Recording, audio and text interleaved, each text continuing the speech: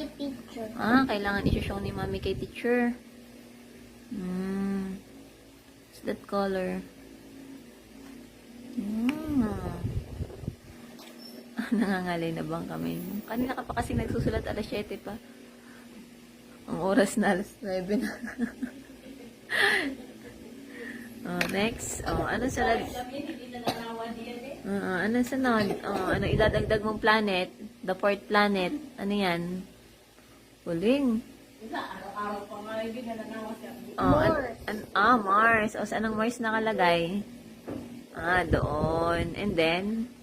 Color red. Color red ang Mars. Bakit ba color red ang Mars? Amiel. Why Mars is color red?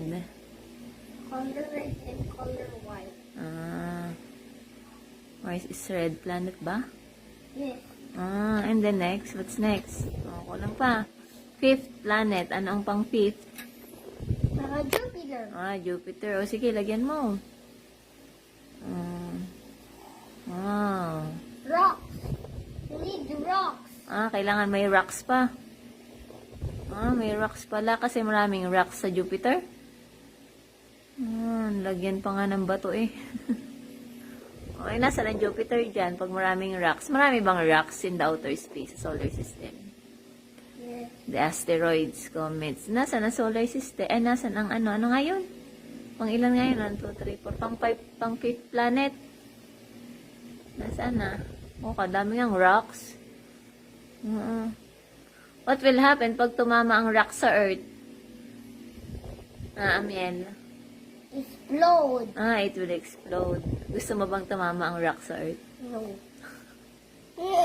Kaya nga, hindi naman tatama. Kadaming rocks niyan. Paano hindi tatamaan ng Earth? Pagkakadami. Ganda pala. Asteroids. Asteroids pa. Ang asteroids bigger. Yun. Asteroids is not bigger. Ano? Mali pa si Mami.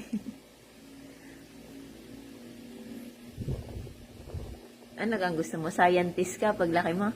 O astronaut? What? What do you want to be? Bus driver. Ay, bus driver. Walang bus diyan sa outer space. Hindi ka makakadrive ng bus dyan. Paano yun? I don't like to go in space. I don't want to go na lang in space. Di sa kalsada ka na lang, bus driver eh. Ano sunod sa rocks? Look,